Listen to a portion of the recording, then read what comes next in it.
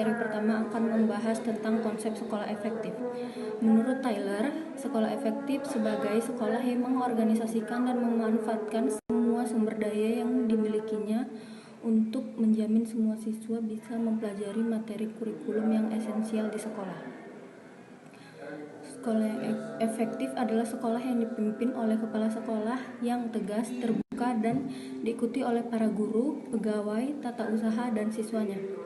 Edmond menyebutkan ada 5 ciri-ciri sekolah yang efektif. Yang pertama yaitu kepemimpinan kepala sekolah yang efektif, kemudian iklim sekolah yang aman dan kondusif, penekanan pada penguasaan kecakapan dasar, harapan guru yang tinggi terhadap hasil belajar siswa, dan yang terakhir evaluasi belajar secara teratur.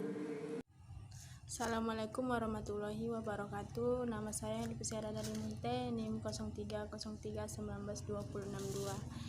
Di sini saya akan menjelaskan tentang karakteristik sekolah yang efektif menurut UMEDI 2004. Di antaranya itu yang pertama, lingkungan sekolah yang tertib dan aman. Yang kedua, misi sekolah yang jelas.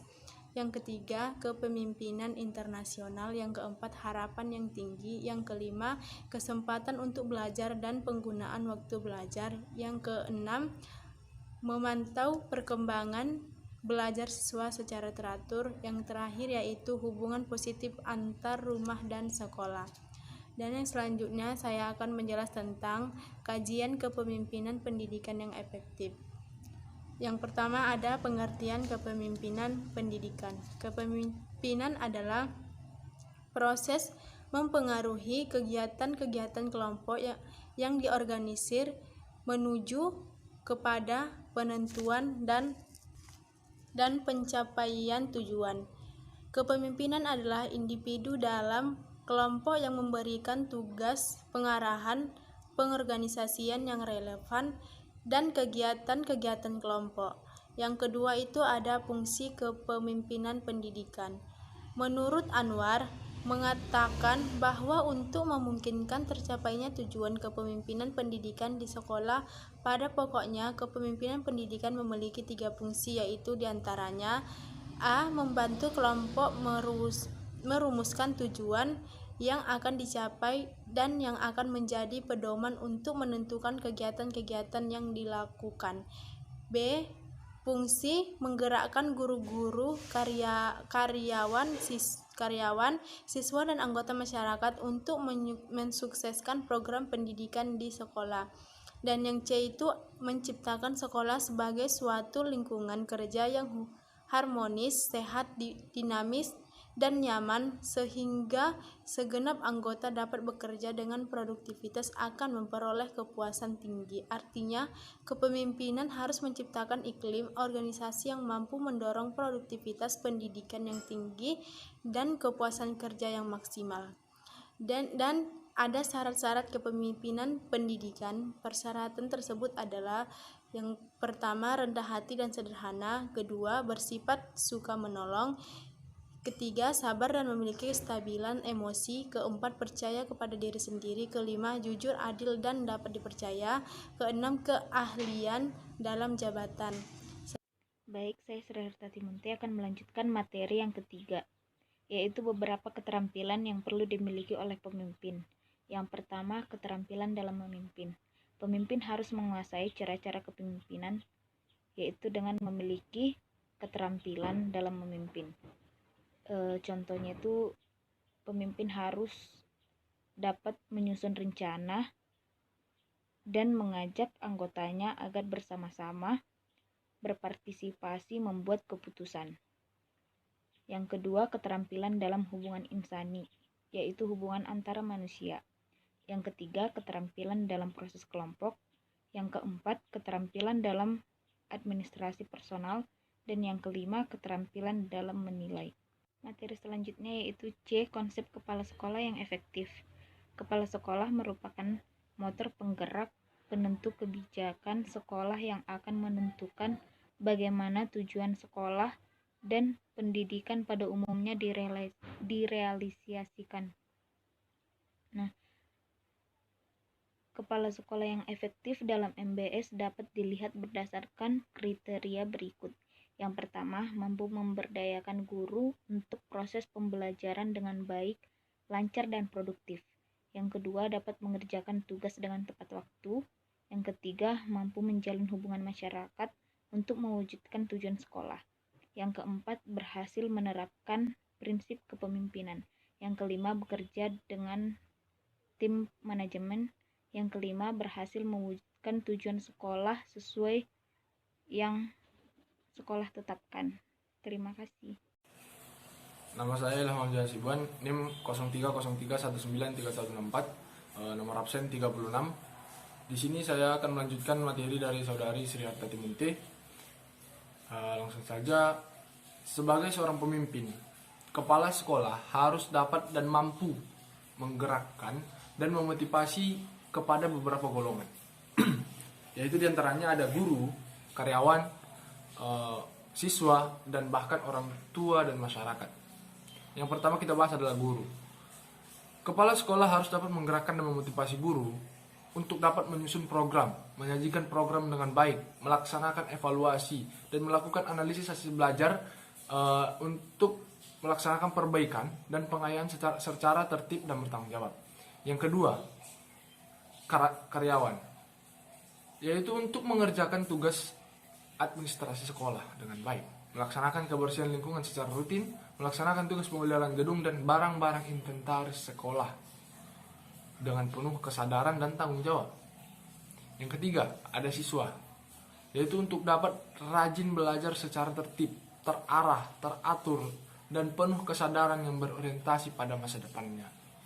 Yang keempat, ada orang tua siswa dan masyarakat.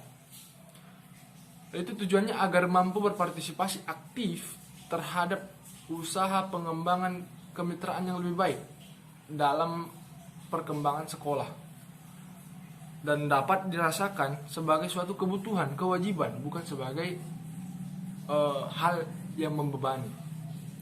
Nah, sebagai seorang pemimpin, kepala sekolah harus juga memiliki sifat-sifat dan karakteristik sebagai seorang kepala keluarga, yaitu harus memiliki nilai-nilai integritas, adil, memiliki kemampuan atau skill, memiliki intuisi dan reliabilitas.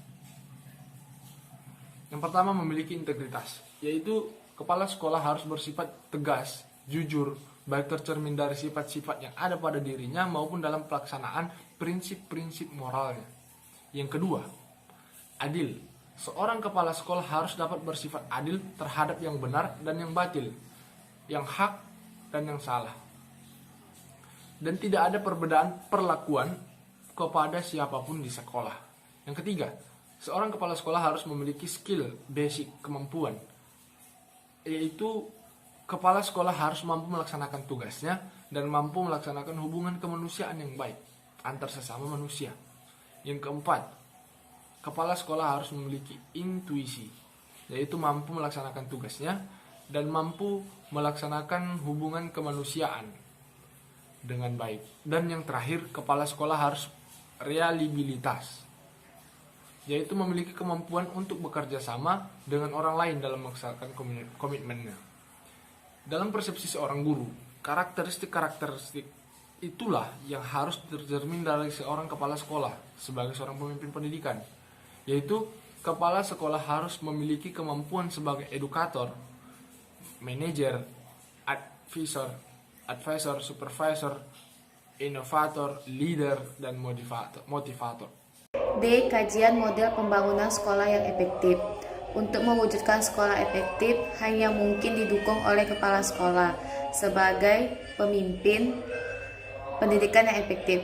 Fritz M. Hechinger atau dalam Davis and Thomas 1989 menyatakan, "Saya tidak pernah melihat sekolah yang bagus dipimpin oleh kepala sekolah yang buruk dan sekolah buruk dipimpin oleh kepala sekolah yang buruk.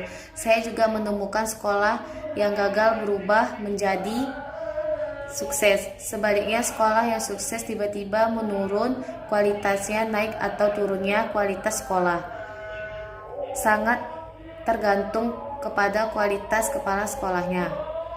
Dari pernyataan di atas sudah jelas dipaparkan bahwasannya peran dari kepala sekolah sangatlah berperan penting terhadap keefektifan sekolah, serta pandangan tersebut mengajurkan kepada para kepala sekolah untuk memahami tugas pokok dan fungsinya sebagai pemimpin pendidik secara cermat. Ciri utama sekolah efektif berdasarkan berbagai riset meliputi: yang pertama, kepemimpinan internasional yang kuat; yang kedua, harapan yang tinggi terhadap prestasi siswa; yang ketiga, adanya lingkungan belajar yang tertib dan nyaman; yang keempat, menekankan kepada keterampilan dasar; yang kelima, pemantauan secara kontinu terhadap kemajuan siswa; dan yang keenam, terumuskan tujuan sekolah secara jelas. Menurut David Thomas 1989. Assalamualaikum warahmatullahi wabarakatuh. Nama saya Zalza Faradila, NIM 0303192055, nomor absen 12. Di sini saya akan melanjutkan materi yang keenam. Adapun berikut karakteristik dari sekolah efektif. Yang pertama itu ada kepemimpinan yang profesional. Dalam hal ini diperlukannya kepala sekolah yang memiliki keterampilan-keterampilan dalam kepemimpinan pendidikan. Yang kedua, visi dan tujuan bersama. Memiliki visi dan tujuan bersama yang disusun oleh kepala sekolah, guru, dan staf sekolah. Yang ketiga, lingkungan belajar. Terbentuknya lingkungan belajar yang kondusif. Yang keempat, konsentrasi pada belajar mengajar. Dibentuknya suasana yang tenang agar siswa mampu berkonsentrasi dalam mengikuti pelajaran. Yang kelima, harapan yang tinggi. Setiap sekolah hendaknya memiliki harapan yang tinggi. Dengan begitu, maka sekolah tersebut memiliki semangat untuk mencapai harapan dan cita-cita yang tinggi. Yang keenam, penguatan atau pengayaan atau pemantapan yang positif. Dalam sekolah diperlukannya penguatan atau pengayaan atau pemantapan yang positif. Ketiga hal di atas berpengaruh terhadap pembentukan sekolah yang efektif. Yang ketujuh, pemantauan kemajuan. Pemantauan diperlukan karena dalam menuju proses pengembangan sekolah yang efektif agar proses tersebut tidak mengalami kemunduran dan proses kemajuannya berjalan sesuai dengan susunan yang telah direncanakan. Yang kedelapan, hak dan tanggung jawab peserta didik. Dalam sekolah, guru dan kepala sekolah harus memperhatikan hak dan tanggung jawab peserta didik, memberikan kepercayaan kepada sekolah untuk mendidik putra-putrinya. Yang kesembilan, pengajaran yang penuh makna. Dalam pemberian materi pelajaran, hendaknya guru memberikan pengajaran yang bermakna agar siswa terkesan dalam mengikuti pelajaran tersebut serta apa yang dipelajari dapat bermanfaat bagi siswa dan dapat diaplikasikan dalam kehidupan bermasyarakat.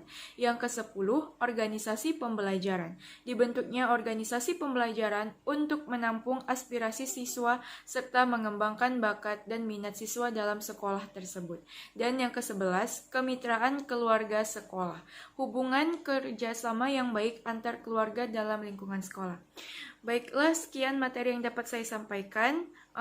Lebih dan kurangnya saya mohon maaf. Wassalamualaikum warahmatullahi wabarakatuh.